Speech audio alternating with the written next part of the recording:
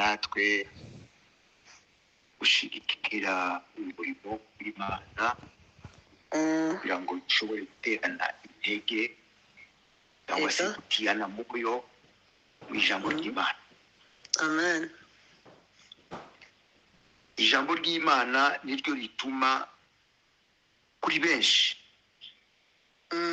benshi tubaho kandi tumenya Imana. Ntawe ushobora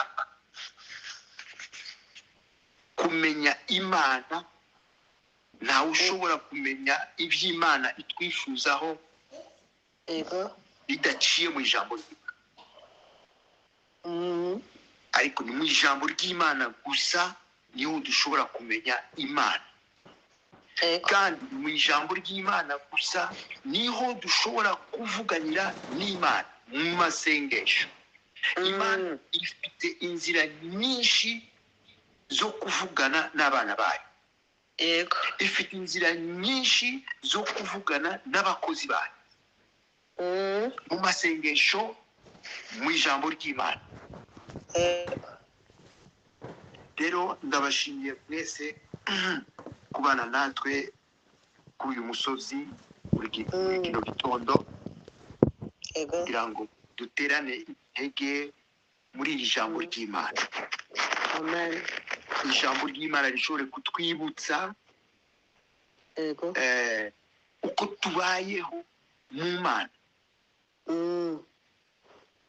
Rero reka dusome muri iki gitabo cya Zaburi. Nafata umwanya muto cyane. Zaburi 34 umurongo wa 7.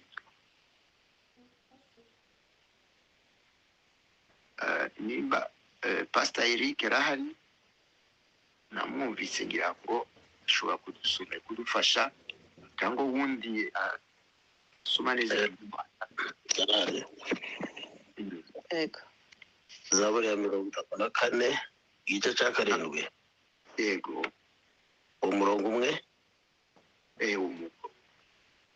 Aravuga ngo marayika w'Uwiteka abambisha amahema yo kugota abamwubaha agakiza. Amen. Amen. Amen. Hano mu Kirundi yavuga ngo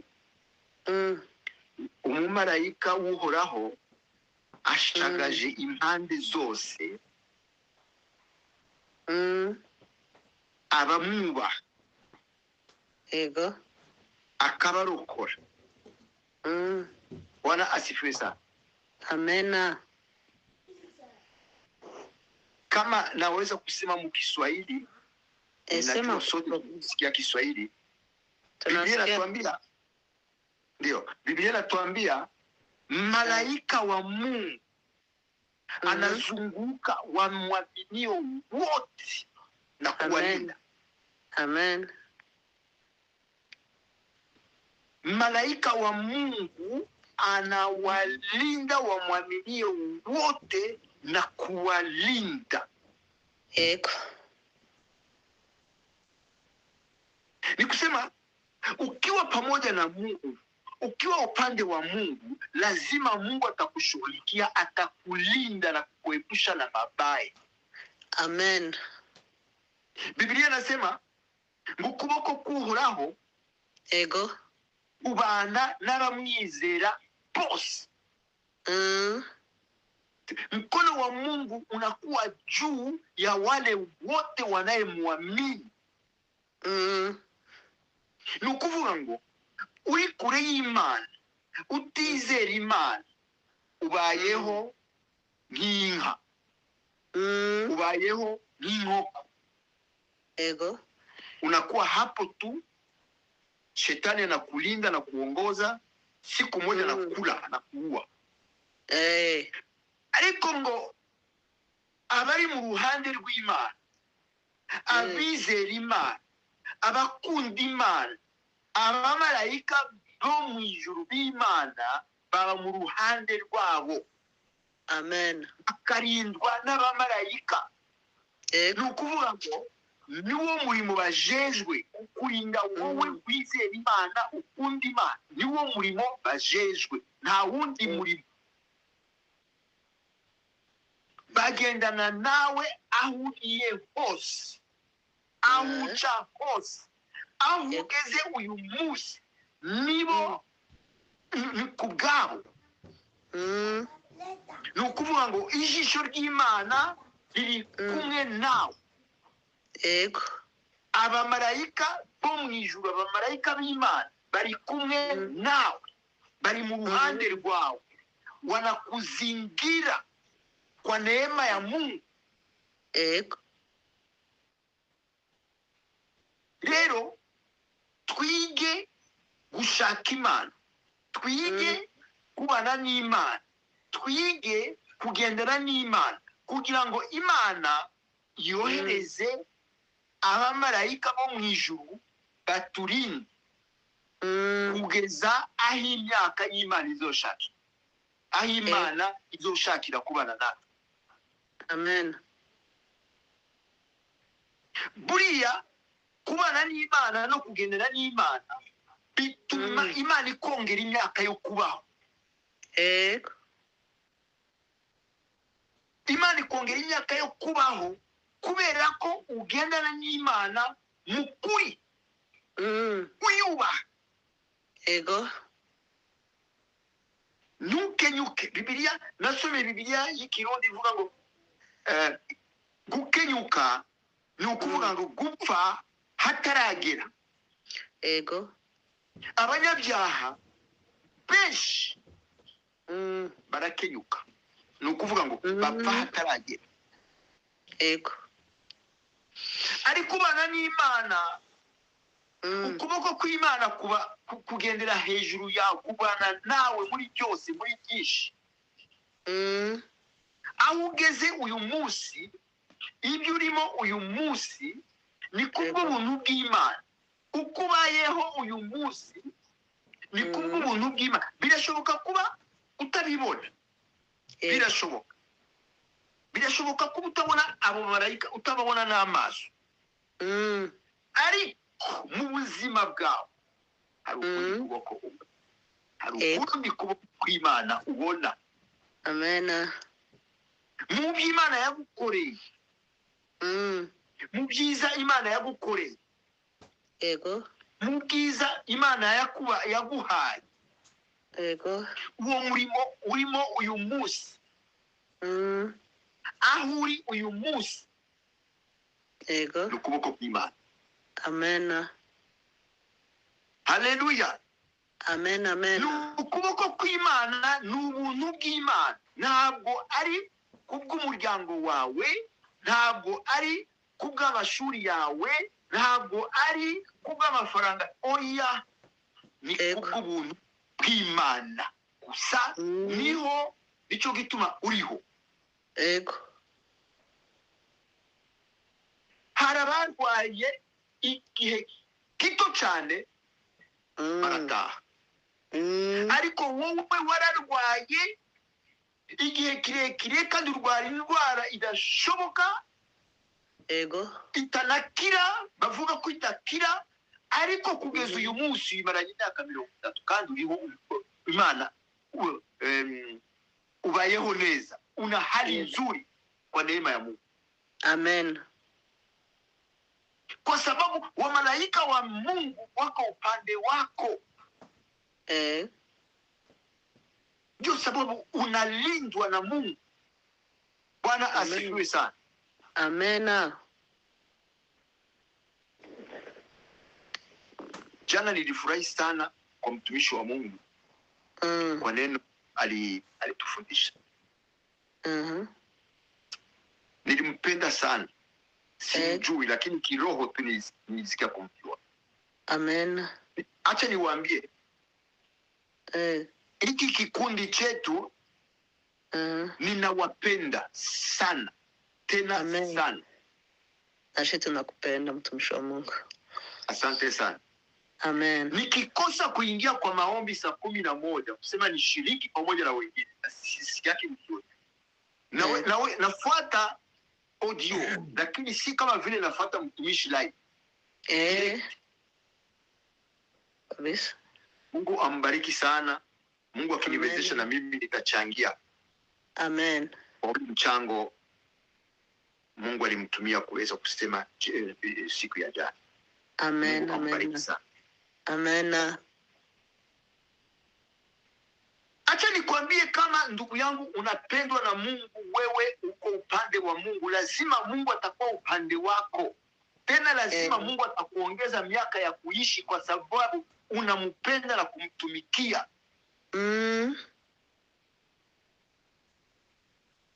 Biblia inasema watakaye nipenda mimi na kuifanya kazi yangu, na mimi nitawaheshimisha. Amen. Kule kuwaheshimisha si kuwaheshimisha tu, na kuwalinda imo ndani. Kuwapatia afya njema imo ndani. Kuwapatia promotion kwa kazi imo ndani. Kuwaheshimisha, kuwahisha, ibi byose birimo. Birashoboka ko utamashuri ufite, birashoboka ko utamafaranga ufite bibone, ariko Imana igenda igushira hejuru iminsi yose. Abari hejuru yawe bakagukunda, bakakwifuza, bakifuza ubuzima bwawe uko umeze, bakabyifuza, kubera ko Imana iri mu ruhande rwawe. Amen. Haleluya. Haleluya. Kubera ko Imana iri mu ruhande rwawe iminsi yose, abari hanze batari mu Mana barakwifuza, bakifuza ubuzima bwawe, kandi bakurusha byose. Bashobora kuba bakurusha umuryango munini, bashobora kuba bakurusha amafaranga, bashobora kuba bakurusha igihagararo, ariko kubera kuri ukorera Imana, kubera kuri mu ruhande rw'Imana, ni ngombwa n'Imana izaza ibane nawe. Abamarayika bo mu ijuru bagusiga ubwiza. Amen. Amen. Abantu bazakugirira imigabo cyangwa se imigambi mibi, ariko Imana igusimbutse byose. Amen.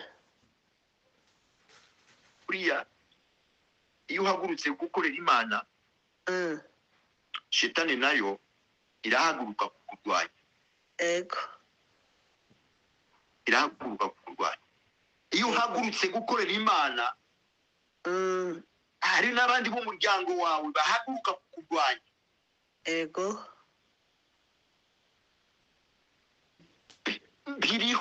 Bibaho. Barahaguruka kukurwanya, kandi ukigendera mu bintu bibi, inzoga, ubusambanyi, umutima mubi, n'ibindi, ntibigeze bahaguruka kukuvuga, kubikubuza. Ariko iyo uhagurutse gukorera Imana, iyo bivuyemo byose, ibyo ngibyo byose, barahaguruka gushaka kukurwanya. Ariko Imana ishimwe, kubera yuko iyo ukunze Imana, iyo ugendera n'Imana, Imana yohereza abamarayika bakagukikuza, Imana ikakukurinda, Imana ikakongera imyaka yo kubaho. Haleluya. Amen.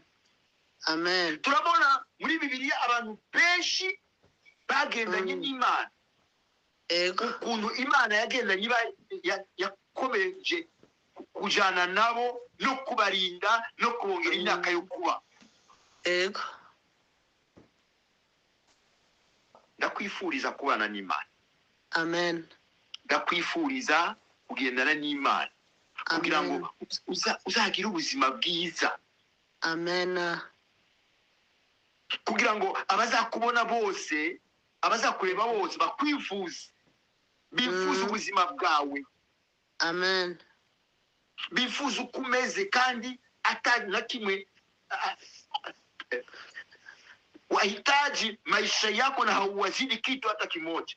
Bifuza ubuzima bwawe, kandi hata kintu na kimwe ubarusha. Buriya urazi ko ugira abanzi. unakuwa na maadui, ugira abanzi hirya no hino. Hari abuzi, hari n'abandi utazi, ariko Imana ishimwe kubera ko yohereje abamarayika bakikuje impande n'impande. Imana, Mungu anakuepusha nabo. Bwana asifiwe sana. Amena. Reka turebe umukozi w'Imana Daniel. Gatandatu. Ego. 21. 6. Daniel chapitre 6 verset 21 na 22. Daniel gatandatu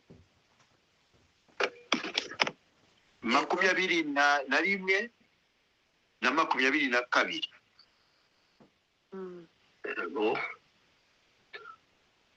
Daniel ibice bitandatu 21 na 22 aravuga ngo Daniel asubiza umwami ati Nyagasani uhoraho Imana yanjye yohereje marayika wayo abumba iminwa y'intare ntacyo zantwaye uko nabonetse imbere yayo ntafite icyaha. Amen. kandi nawe Nyagasani ntacyo nagucumuyeho. Amen. Amen. Umugisha mwereza dusoma neza cyane. Daniel abwira umwami ahangaha usubye ugiye haruguru gato cyangwa se utanguriye kuri chapitre ya mbere nushaka. Daniel hano bari bamugambiriye kugira ngo bamute mu rwobo rw'intambwe kubera ko atakurikije ibyo bashakaga. Ego. Amabwirizwa umwami yari yaratanze, kunamira umwami, gukurikiza ibyo ashaka.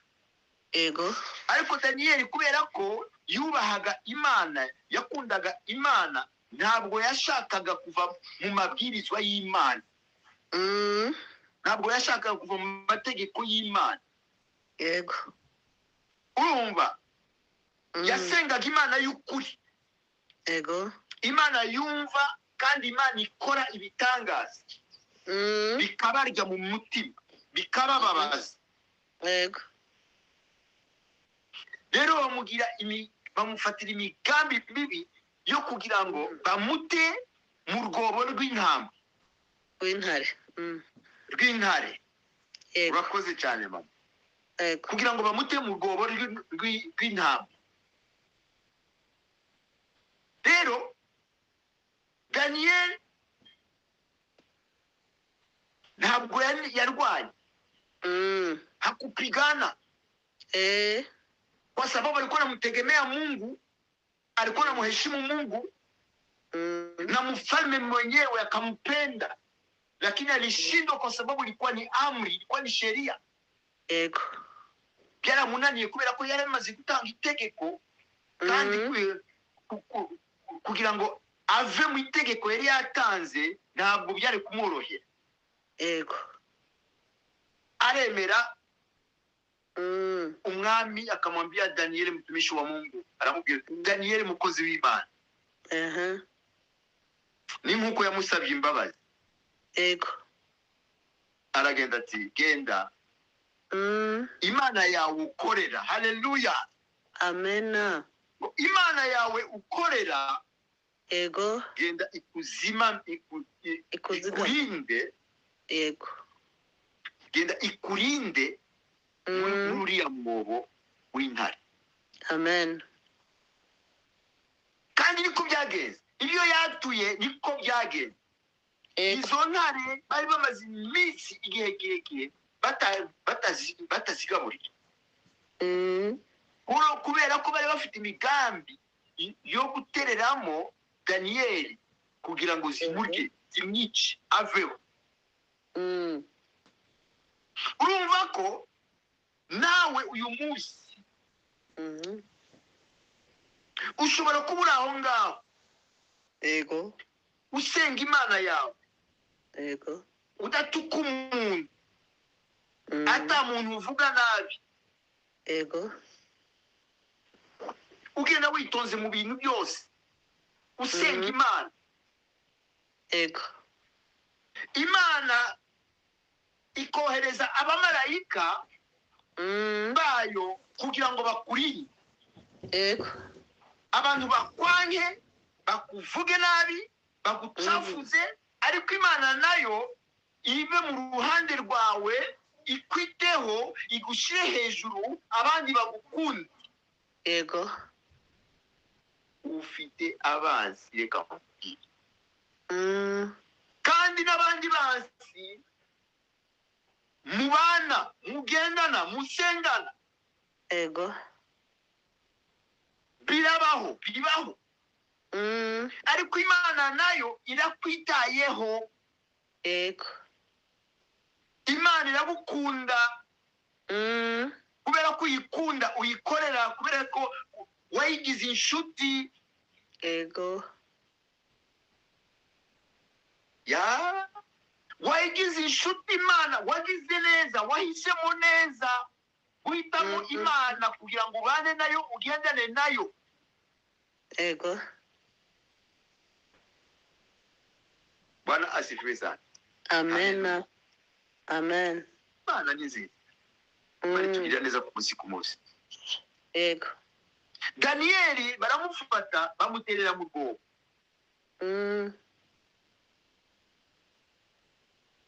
bari bibajije yuko apfuye nta kundi ariko yasanze imana Mungu alianza wa malaika kwanza mule ndani wa malaika wakamkinga zile simba zikamuona kama na yeye ni simba mwenzao ndo niko navo babonye ko ari inshuti yabo n'umugenzi wabo reka nkubwire ikintu kimwe ubanye n'imana ugendanye n'imana ubwiza bw'imana ubushobozi bw'imana bubana nawe hari umunsi babansi bawe bazagukunda bakaza kukubwira amabanga bare bagufitiye mabi bakakubera inshuti nziza kubera ko uri inshuti y'imana nabo bakabona ko imigambi yabo yapfuye bakakubera inshuti nziza mu buzima bakakuvuga neza kandi ejo bakuvugaga nabi bari bagufitiye imigambi mibi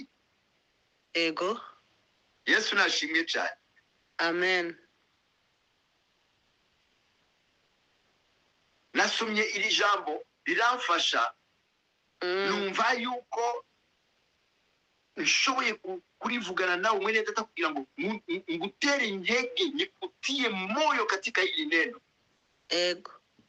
ujue kama uko na maadui ijapokuwa unaomba Mungu tena adui zako wako karibu na wewe wanakuona mambo yako yote wanaona wanafanya sana wanajaribu kupeleleza unaishi je unafanya kazi gani unapokea pesa ngapi maisha yako iko namna gani mbona uko na sante nzuri unavaa vizuri uko na hali nzuri na mnakula chakula kimoja inaitwa kama mnaomba Mungu mmoja ariko hari inyuma bakaba bafite indi migambi mibi ariko Imana ishime kubera ko ituzi ikunda abayikunda kandi iba mu ruhande rw'abayikunda ikabagirira neza ku munsi ikaguha abamarayika bakurinda bagukikuza abo marayika banafanya kazi juu yako kila siku babansi bawe ikabahindura abakunzi bawe Bwana asifiwe sana Amen. Imana rero ni nziza bamuta muri uwo mwobo w'intare ntacyo zamugize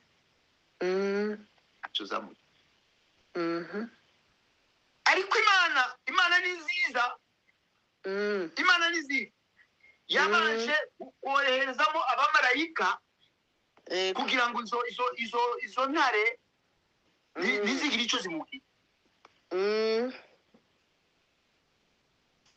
Yesu we. Ushobora kugenda n'abagufitiye imigabo mibi Yego. ukamenya ko bakwanka.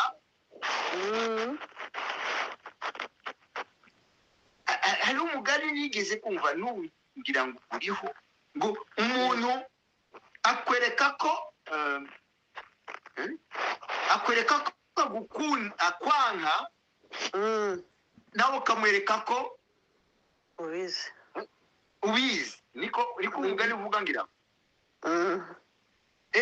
Sasa wewe nenda tu basenge, usenga Imana iri mu ruhande rwawe. Hari umunsi bazakubwira amabanga yabo. Basengere bakizwe bamenye Imana. Yego. Ubababarire. Imana izakugirira neza.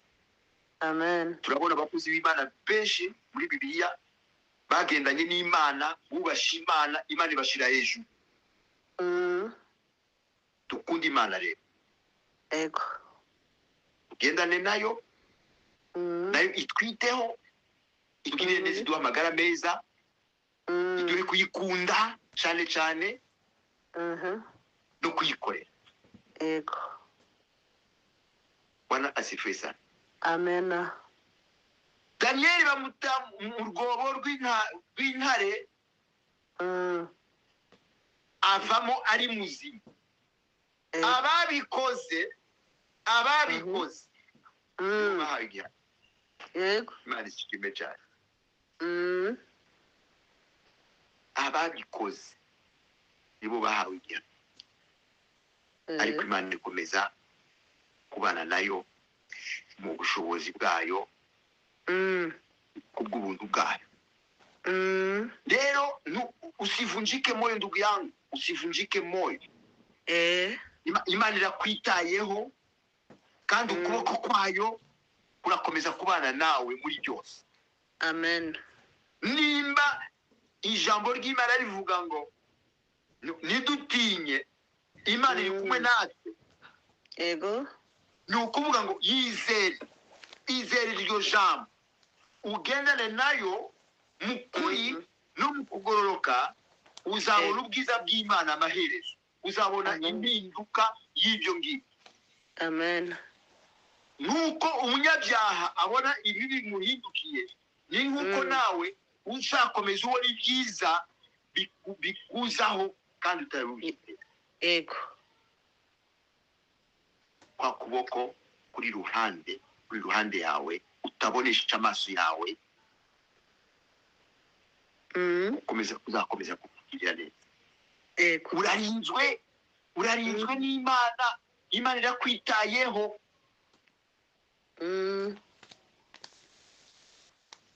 Imana irakwitaye. Amen. Bakuvuge wewe usiseme kitu, kaa kimya. Nyamanza, muombe Mungu.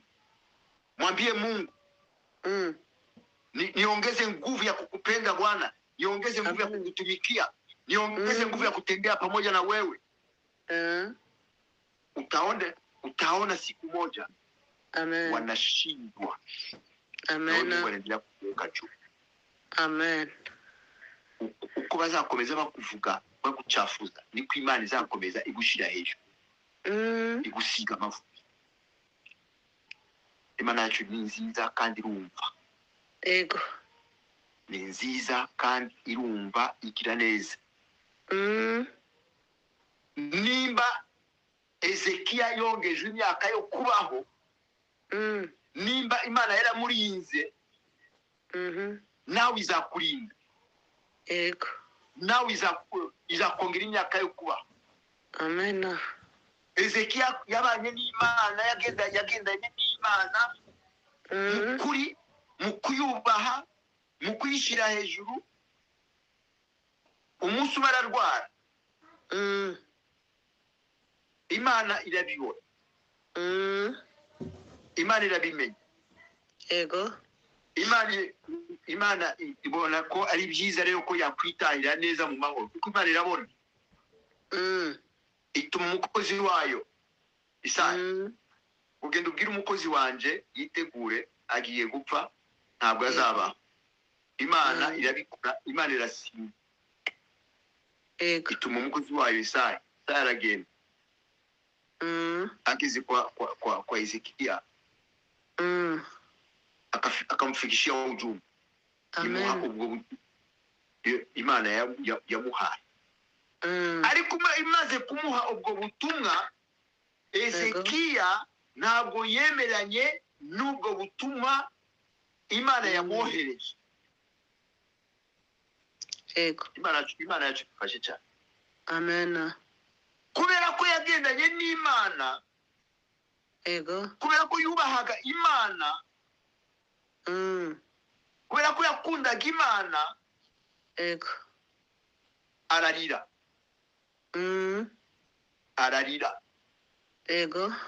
akalala mavumbini akamulilia Mungu ngo yibutse imana ko yagendanye nayo mu kuyubaha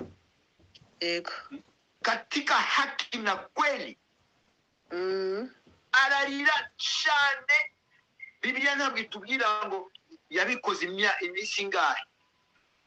Arasenga ararira, arasenga ararira, arasenga mu kubaha imana n'imana bikora ku mutima. Yesu ashimwe cyane. Amen. Imana bikora ku mutima. Imana ibwira Isaya ati genda usubire inyuma ndabona umukozi wanjye wabaye kabisa. Hezekiya abwira imana Bibiliya itubwira ngo yibutse imana ukuntu yagendanye nayo mukuri no mu kugororoka. Nimba Bibiliya itubwira ngo yibutse imana dushobora kwibaza tuti imana iribagira, imana iribesha. Oya. Ariko Bibiliya itubwira ngo Hezekiya yibutse imana ukuntu yagendanye nayo mu kuri no mu kugororoka. Ntabwo yakoze icyaha imbere y'amaso yiwe. Hezekiya hakufezesha Mungu, hakufezesha Mungu hapana.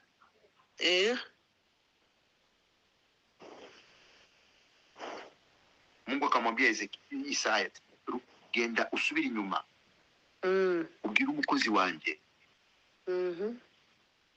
ubwire umukozi wanjye ajipe moyo, ajipe moyo, ajipe moyo na ahumure, ahumure. Amarira ye nayabonye, n'amasengesho yiwe nayumvise. Rero mubwire yiha amahoro, ntakuka umutima, kubera ko nibutse ukuntu yagendanye nanje mu kuri no mu kugororoka. Nanje mfisemo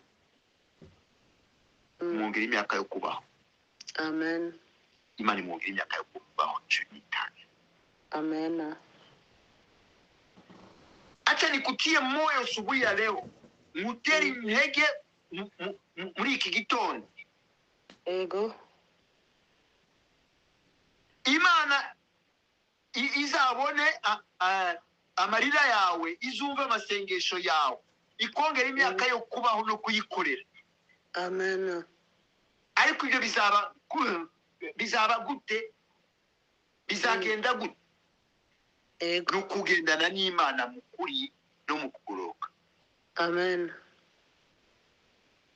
Sasa Mungu ataangalia roho yako, asema Mungu nahitaji kutembea pamoja nawe katika haki na kweli. Mungu anakusukumia malaika wake wanakulinda katika yote. Amen. Uriya turindwa n'Imana ubuntu bwayo. Hari ukuboko, hari ukuboko. Ibyo watambutse ni byinshi kubwo ukuboko kw'Imana. indwara warinze ni nyinshi, warinzwe nazo ni nyinshi, ni kuvuga ukuboko kw'Imana. Yego. Watambutse ibihugu byinshi, watambutse impfu nyinshi kubw'ukuboko kw'Imana.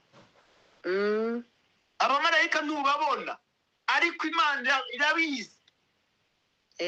Ku munsi yohereza abamarayika kugira ngo kugirire neza. Imana igushyira hejuru, Imana igushyira hejuru ugakundwa n'abantu mudasangiye uruhu, mudasangiye uruhu. Mungu anakuinua, Mungu anakubariki, Mungu anakutambusha mambo mengi usiyoyajua kwa neema yake, kwa sababu unampenda na unapenda kuifanya kazi yake. Ego. Ndakwifuza kudakenyuka. Amen. Ndakwifuza Imana kwiteho. Imana kwiteho usiku kama mchana, kumanywa na nijoro. Imana kwiteho. Amen. Imana kugirire neza. Imana iguhe kuyikunda. Ego. Imana iguhe gukundwa. Imana iguhe promotion kubw'ubuntu bwayo, kubera ko ugendana nayo, kubera ko uyikunda, kubera ko uyishyira hejuru, kubera ko uyikorera, kubera ko uyubaha, kubera ko utinya icyaha. Imana ikugirire neza muri byose. Amen. Nimba Imana yarinze Daniyeli mu rwobo rw'intare, Imana izakurinda kugeza umunsi wayo, kuko kuva ku isi tuzaba. Yego. Tuzahava. Ariko tuzahave tugiye ahantu heza. Amen. Amen. Ijisho ry'Imana rikwitegereje ribone ko umeze neza, ufitaniye ubucuti bwiza nayo. Yego. Imana ishaka ko tugira ubucuti bwiza nayo. Bizagenda no kuyikorera, no kuyitinya, no kuyubaha, no kugendana nayo, kugira ngo nayo ikunezererwe, ikubungabunge. Icho ni Kirundi kivugika, kirumvikana. Mungu akulinde, akuepushe na majaribu na matatizo ya kila aina kwa sababu ya kumuheshimu. Mungu akuongeze miaka ya kuishi kama jinsi alivyomuongeza Hezekia n'abandi. Amen. Ugira ikibazo abantu batu barasana sefini karabaye, tuone kama tutatoka kwa hiyo tatizo. Ego. Lakini munota umwe bakabona Imana yakwambukisha. Amen. Kubera kuyikunda no kuyikorera. Amen. Ntuzacogore, ntuzayireke, ntuzave mu Mana. Ego. Kubera ikibazo kanaka. Icyo kibazo ubona ko ari ikibazo kinini ku Mana, gishoboye kugira akabazo gato cyane. Nubone ngo imyaka ni myinshi, ibibazo bimaze imyaka myinshi, nibishoboka, ariko ku Mana byose birashoboka. Amen. Byose birashoboka. Amen. Reka dusaba Imana iduhe kubana nayo, iduhe kuyizera, iduhe abamarayika ku munsi wo kubana natwe no kutugirira neza ku munsi, kuko Imana irashoboye. Yego. Daniyeli yabwiye umwami ati, mwami wanjye, wowe wenyine ntabwo nagucumuyeho. Yego. N'Imana yankije kubera ko yabonye ko atacu nayicumuyeho. Nubwo ugiye kuntera muri uwo mwobo w'intare, Imana izandika. Bwana asifiwe sana. Imana izandokora. Kandi niko byagenze. Yatawe mu kinogo cy'intambwe, intambwe imaze iminsi zitarya. Ego. Ariko bamutereyemo ava muri muzi. Amen. Abamarayika bari bamukikuje hade n'Imana. Reka nkubwire ni abamarayika bari kumwe nawe ku munsi mu ijoro no ku murango no ku manywa. Ego. Wowe ukunda Imana, wowe ukorera Imana, ukuboko kw'Imana kuri kumwe nawe. Amen. ntutinye izo ntambwe ubonesha amaso yawe, Yego. ntutinye abo bansi bawe ubonesha amaso yawe. Yego. Ku Mana ni akantu gato. Abamarayika baragukikuje, abamarayika b'Imana. Amen. Yego. Bana n'Imana ukorera Imana, bari kongereye amagara meza yo kwikorera. Abamarayika b'Imana bakomeze kuzabana nawe muri byose kugeza aho Imana izashakira. Amen. Imana yo mu ijuru ibaho umugisha, Yego. iri ukwizera, kundi Imana, kugendana n'Imana mu kuri n'ukuro, kuko ushobora kuririmba neza ariko hari ibintu Imana ikwitegereje ikabona ko utari mu murongo. Ushobora gukorera Imana neza ukabona ko uyikorera neza ariko Imana ikwitegereje hari ikabona ko utari kumwe nayo. Yego. Rero icyo mbifurije muri kino gitondo ni ukubana n'Imana. Amen. Kugendana n'Imana. Amen. Gukorera Imana Amen. mu kuri, mu rukundo. Yego. Imana izaguha. Amen. Icyo uzasaba Imana cyose Imana izakigukorera. Yego. Uzabwira Imana uti, Imana ndashaka kurangiza neza. Bwiza bwawe ukomeze kubana nanjye, ukuboko kwawe k'urukundo k'ubushobozi ukomeze kuzabana nanjye byose. Uzashoboza Imana. Imana izadushoboze, kuko ushobora kuzagera hagati ugahura n'ibibazo n'ama-obstacle kanaka bikazashaka kugutuma uva mu murongo mwiza. Yego. Wo gukorera Imana. Amen. Rero genda kwifurije kubana n'Imana. Yego. Uzarangiza neza. Uzarangiza neza. Kugira ngo imirimo twakoreye Imana izapfuza. Amen. Imana ibabigisha. Amen. Neza. Kandi ikomeze kubitaho. Yego. N'abamarayika bo mu ijuru bakomeze kubana muri byose. Imana irinde imiryango yanyu, irinde abana, irinde abapapa n'abamama. Imana iturinde twese. Amen. Kandi bagisha ngire icyumweru cyiza. Yego. N'amahoro meza ava ku Mana. Abamarayika abapimana bakomeze kubakikuza mu byose. Yego. Mu izina rya Yesu Kristo.